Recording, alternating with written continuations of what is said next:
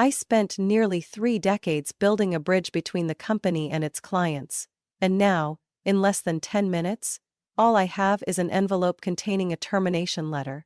A clean, cold severance. As if I were nothing more than a number on the payroll. An expense to be cut. Victoria, today is your last day. The words came from across the sleek conference table, spoken in a tone devoid of any emotion. The speaker was Ethan Carter, the new managing partner of Lockwood and Barnett Consulting, a polished man with a calculated demeanor who saw people as mere pawns to be replaced. I stared at him, trying to process what I had just heard. It felt like an invisible dagger had been plunged straight into my back. I took a deep breath, keeping my voice steady. Was this decision thoroughly discussed? Ethan tilted his head slightly, his cold eyes full of calculation. The leadership team reached a consensus. The client relations department is being restructured to align with our new direction. We appreciate your contributions over the past 27 years. But, I'm no longer part of your plan, am I? I cut him off, unwilling to hear more corporate platitudes. Ethan shrugged, not even bothering to deny it. He slid a pale yellow envelope across the table toward me. This is your severance package. 2 months' salary along with health coverage through the end of the quarter. Janine from HR will assist you with the paperwork. I glanced at Janine, who sat beside Ethan with a tense expression. She avoided my gaze, as if not wanting to be complicit in this purge. 2 months' salary? A pitiful sum for nearly 3 decades of dedication, for the sleepless nights spent strategizing, for the times I saved contracts that were on the verge of slipping into competitors' hands. I swallowed the surge of anger rising in my throat. Does Mr. Lockwood know about this? Ethan clenched his jaw. All senior partners were informed. A blatant lie. Richard Lockwood, the company's founder, had recruited me on day 1. He once said I was the lifeblood of Lockwood and Barnett's client relations, and now he suddenly agreed to let me go without a single warning? I didn't believe it. I folded my arms, keeping my voice as calm as possible. What if I refused to sign? Ethan smirked slightly. We can't force you, but I don't think you'd want to make things difficult. That would affect your benefits, and, per company policy, you may pack up your belongings under security supervision. I let out a short laugh, but there was no humor in it. They weren't just firing me, they were treating me like a criminal, a threat that needed to be monitored. I looked down at the envelope in front of me. 2 months' pay, and an insult. Did they really think I would accept this without protest? But I didn't sign. Not yet. Instead, I rose from my chair, slowly, deliberately. If this is how you treat loyalty, I understand. Ethan showed no reaction, but Janine looked uncomfortable. Maybe she recognized how unfair this was, but she couldn't do anything about it. I walked out of the conference room with the envelope in my hand, but my mind felt blank. The years I had spent at this company flashed through my mind like a fast-forwarded film. The contracts I had salvaged, the clients I had maintained, the nights I had worked late to ensure the right strategy was in place. And in return, an abrupt, cold farewell. When I reached my desk, a young security guard was already waiting there, looking at me apologetically. Miss Pearson, would you like some help packing? I stared at him. I didn't blame him, but the way this company discarded people made me feel suffocated. No thank you. I started packing my belongings carefully. A photo with my client team at a charity gala. Thank you letters from executives whose deals I had helped salvage. A crystal award Richard Lockwood had given me on my 20th work anniversary. Engraved with the words, "Thank you for everything you've built." A hollow, meaningless thank you. As I sealed the box, my phone vibrated. A message. Victoria, just heard about this morning, call me ASAP. Amanda Grayson, CEO of Grayson Industries, Lockwood and Barnett's largest client. I frowned. Ethan Carter seemed to believe that a simple email could replace me in the eyes of my clients. But he didn't understand that relationships weren't something that could be transferred, like a contact list. He didn't realize that my game was only just beginning. I stood outside the Lockwood and Barnett building, the weight of my belongings pressing down on my arms. A cold breeze swept past, but the numbness I felt wasn't from the weather. It came from the harsh reality that I had just been cast aside from the company I had dedicated 27 years of my life to. My phone vibrated inside my coat pocket, Amanda Grayson's name flashing on the screen. I answered. "Victoria, what the hell is going on?" Amanda's voice was sharp as a blade. No pleasantries, no small talk. I had known her long enough to understand. When Amanda asked a question, she expected an immediate answer. "I just found out this morning. Ethan Carter fired me under the excuse of restructuring." There was a brief silence before Amanda snapped. "Are they out of their minds? Do they think I'll accept some clueless idiot handling my contract?" I could picture her face. Piercing blue eyes, clenched jaw. One hand gripping the desk as if ready to flip it over. "Who's replacing you?" "I'm not sure, probably one of the junior associates." Amanda let out a humorless laugh. "A junior associate? Jesus, Victoria, you're the only person I trust at that firm. You know how to handle complex issues, you know how to negotiate contracts with legal, and most importantly, you understand our needs.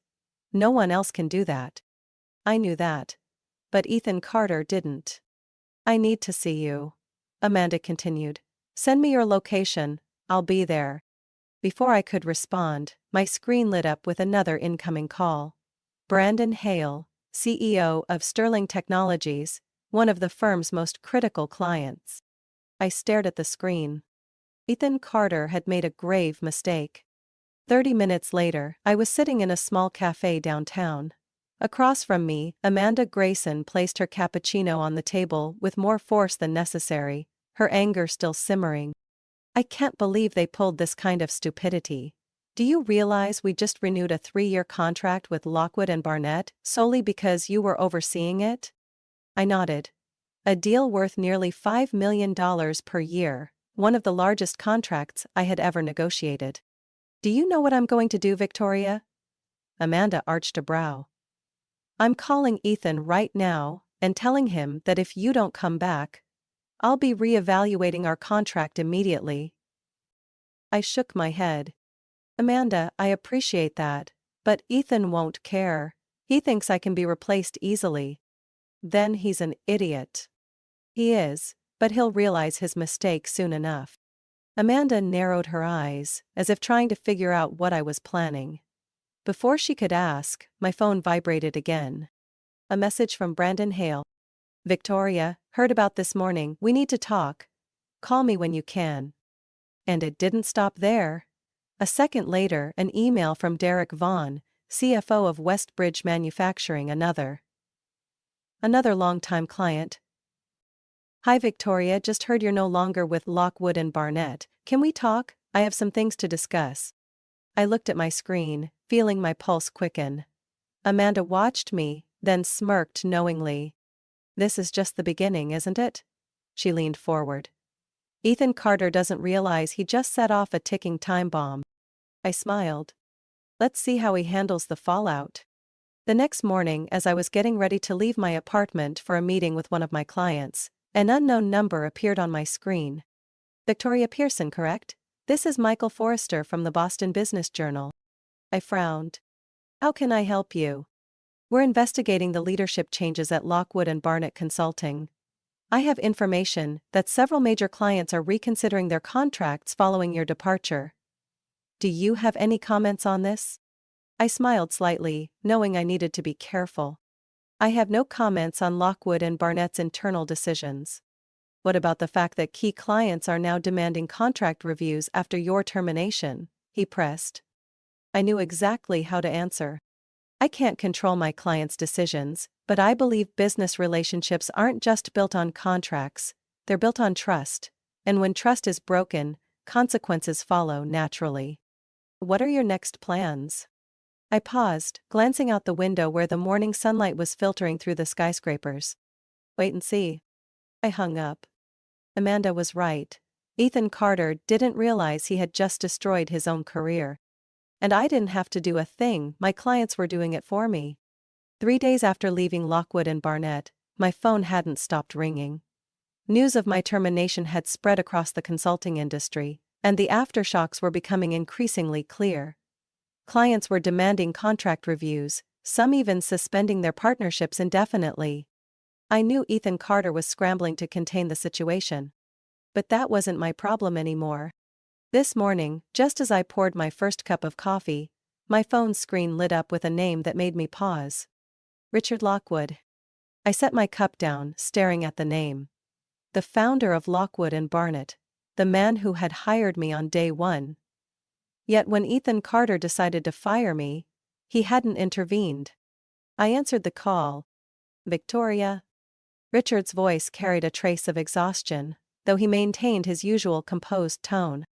I just got back from London and heard about what happened. I never approved this decision.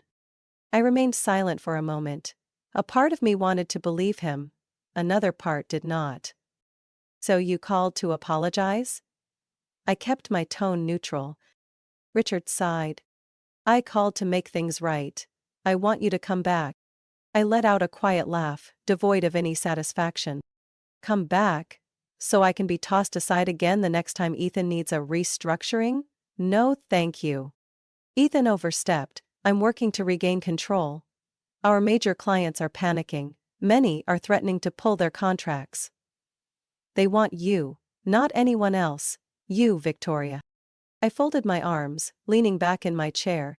So you don't actually want me back because I matter, you want me back because the company is collapsing. A long silence stretched across the line. I don't deny that we need you. But I also know I let this situation go too far. If I had been here, this wouldn't have happened. But it did happen. I emphasized every word. I was thrown out in the most humiliating way possible. You didn't stop it.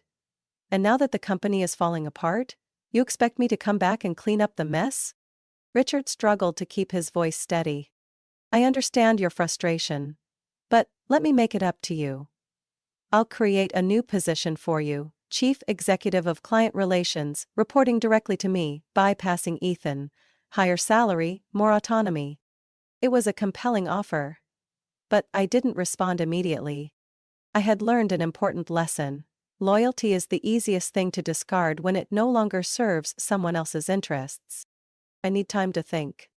Don't take too long, Victoria. The company can't afford to lose more clients. I ended the call without making any promises. 3 hours later, I was sitting in the office of Elliott & Co., one of Lockwood and Barnett's top competitors. Across from me, Melissa Reed, the company's head of HR, placed a contract on the table. We're very interested in having you on our team, Victoria. I skimmed through the contract, my brow lifting slightly at the figure. Twice my previous salary. Melissa smiled at my reaction. We know you have options. But consider this. If you go back to Lockwood and Barnett, you'll be fighting against a system that already betrayed you once. Here, you'll be working with people who truly value what you bring to the table. She wasn't wrong. Before I could respond, my phone vibrated again. A message from Michael Harris, CEO of Blackwell Consulting. Victoria, I have an interesting offer for you. Meet me tonight? I set my phone down and looked at Melissa. I can't make a decision just yet, but I'll give it serious thought. She nodded, unsurprised. I understand. But remember, we don't just want you for your skills. You're the person clients trust. That's something no company can replicate. I left her office with one undeniable truth in mind. I wasn't the one looking for a job. I was the one they all needed. That evening I walked into an upscale restaurant downtown where Michael Harris had reserved a table. Victoria, it's great to see you. He stood up, extending his hand. I took my seat, studying the man in front of me. Michael wasn't one for unnecessary small talk. We want you at Blackwell. He got straight to the point. Why? We're expanding into new markets, and we need someone who can bring in major clients. And given Lockwood and Barnett's current situation, I think you're the one to help us do that. And in return? Michael smiled, sliding an envelope toward me. I opened it and scanned the contents. Double the salary. Equity in the company.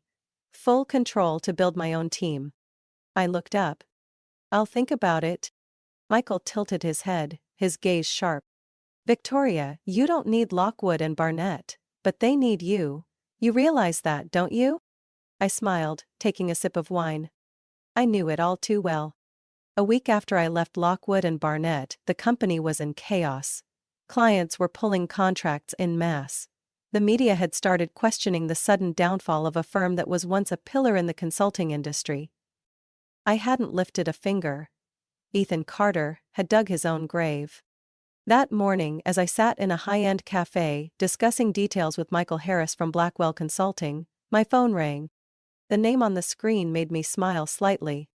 Richard Lockwood. Michael raised an eyebrow. They're desperate now, aren't they? I nodded. And I'm guessing this call is the final offer. I answered. Victoria. Richard's voice was noticeably lower than in our last conversation. Hello, Richard, what's the matter?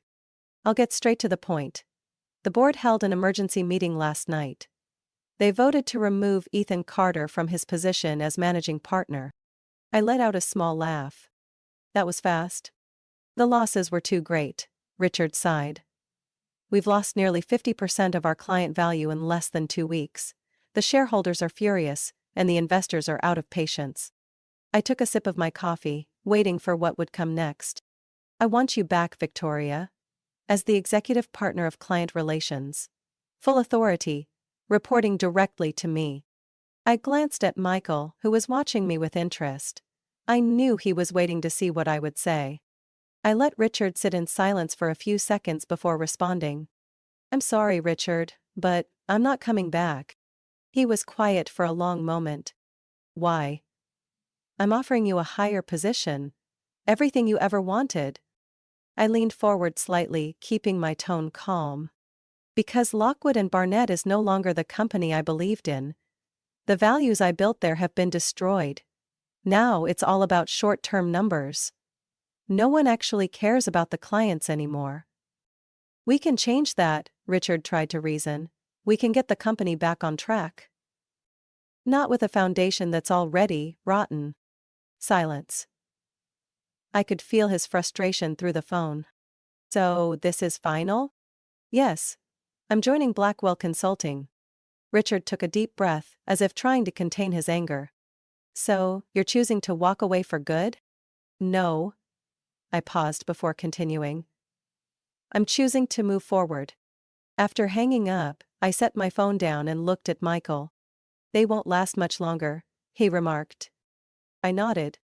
Lockwood and Barnett destroyed itself. Now it's time for me to move on. Michael slid an envelope toward me. Your contract, Victoria. Welcome to Blackwell. I opened it, scanning the terms. Partnership rights. Full control over client management. A significant equity stake. Finally, I signed. Michael smiled. What do you think Ethan Carter is doing right now? I let out a quiet laugh. Probably realizing he just made the biggest mistake of his life. 3 months after joining Blackwell Consulting, I sat in my office, looking out over the Boston skyline. The coffee on my desk had gone cold, but I didn't care. On my laptop screen was the final document I needed to review before sending it off. The acquisition agreement for Lockwood and Barnett. I took a deep breath, then clicked.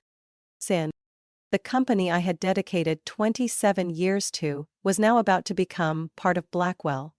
A fitting ending for those who saw me as disposable. Lockwood and Barnett's all-company meeting took place on Monday morning in the largest conference room at headquarters.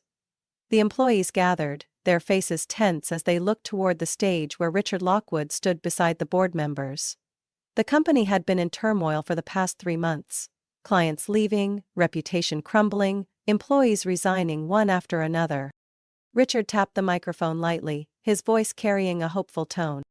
Today I have an important announcement. The room fell silent. Lockwood and Barnett has secured a new partnership, an opportunity to rebuild our reputation and regain our standing in the industry. Murmurs spread through the audience. Richard cleared his throat and forced a confident smile. We are pleased to announce that Victoria Pearson will be returning to lead our client relations division.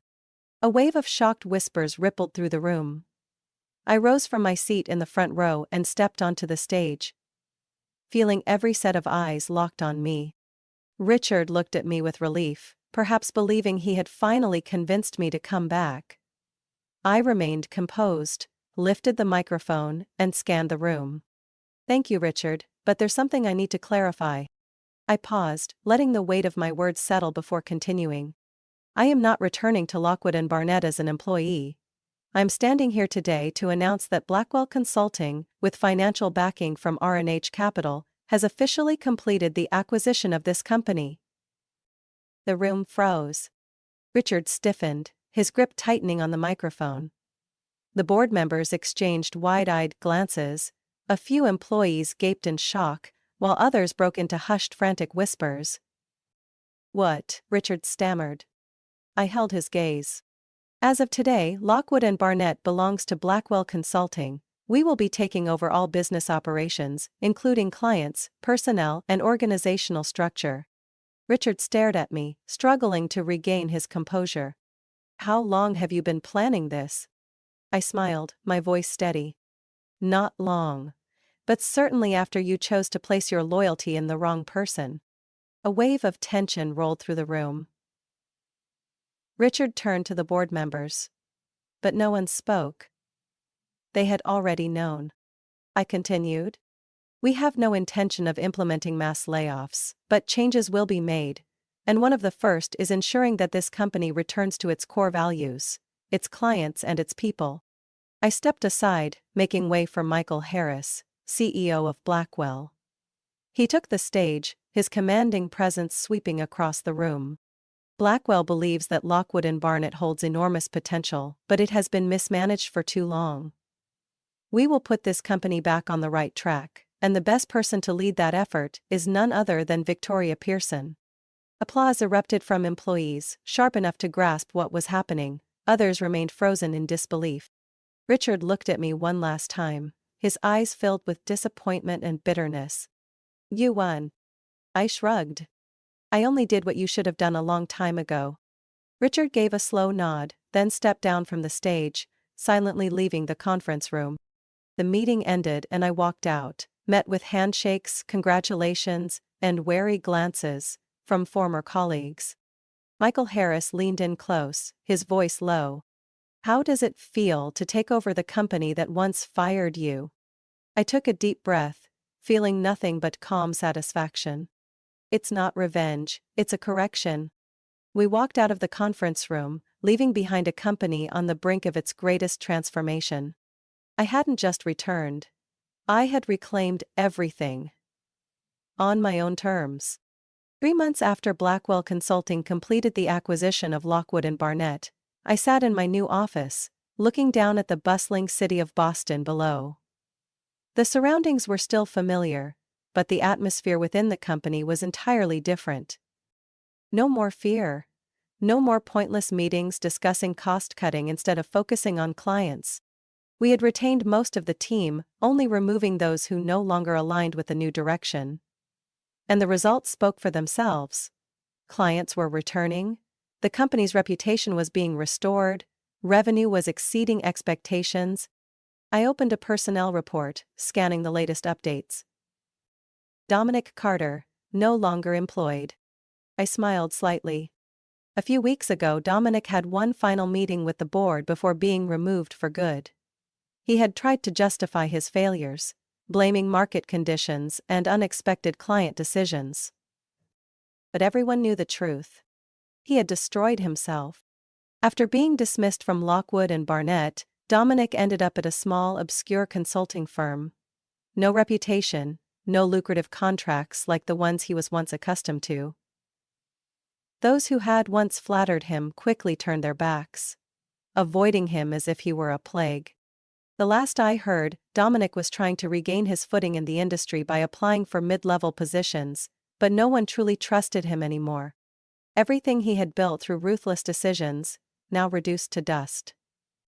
And Richard Lockwood?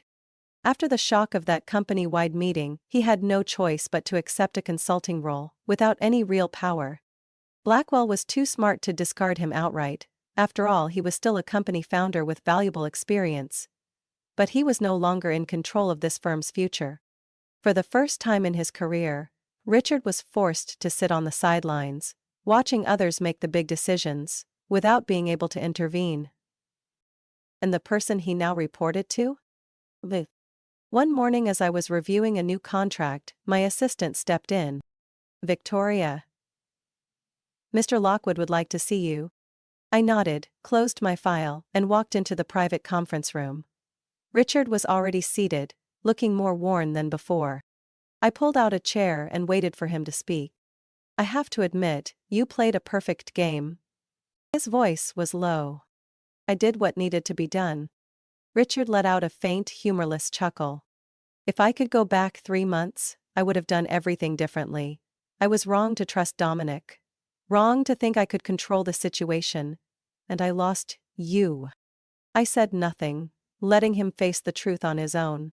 "Finally," I replied, "your biggest mistake wasn't trusting Dominic, it was failing to value the people who helped build this company from the beginning." Richard nodded slowly, as if finally understanding what he should have realized long ago. 6 months later, I stepped out of the boardroom alongside Michael Harris, CEO of Blackwell. We had just finalized the quarterly financial report. "Revenue is up 27% compared to last year," Michael said, his voice filled with pride. "And our client retention rate is at 96%. I added. "Not bad for a company that was on the brink of collapse, huh?" I smiled. "Not bad at all." We exited the building, the afternoon sunlight casting long shadows on the crowded sidewalk. "Do you regret not going back to Lockwood and Barnett?" Michael asked. I shook my head. "No. Because I never truly left." Michael raised an eyebrow, waiting for me to elaborate. I turned to him, my voice steady. "I didn't come back to be an employee, I came back to own it." That evening as I sat in my private office, looking out at the glowing streets of Boston, I realized something. In the professional services industry, real assets aren't numbers on a report, they aren't brand names, they aren't hastily signed contracts. They are people, they are trust. They are the lasting relationships built over time. Lockwood and Barnett forgot that, and they paid the price. I took a sip of wine, feeling satisfaction, not from revenge, but from proving I was right. Sometimes, justice doesn't need a courtroom. It doesn't need a verdict. It only requires patience, and the truth will reveal itself. Victoria's story is not just a lesson in betrayal and retribution. It is undeniable proof of the value of people in any organization. In reality, many companies treat their employees as numbers, easily discarded in pursuit of short-term profit, forgetting that relationships and trust are priceless assets. When a business loses the people who create real value, it ultimately destroys its own foundation. Justice doesn't always require revenge. Sometimes, it simply requires patience and letting the truth speak for itself. Victoria's story is a testament to the fact that true value doesn't lie in a job title, but in trust and perseverance. What do you think of her decision? If you were in her place, what would you have done differently? Share your thoughts, and don't forget to follow the channel for more compelling stories about life, family, and real-world justice.